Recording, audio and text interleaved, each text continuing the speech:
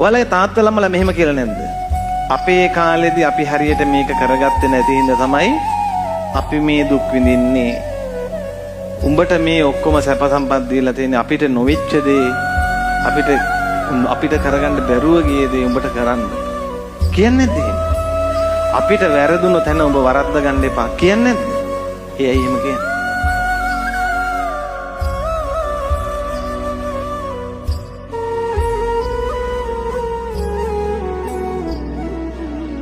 අවංකව මාදරේ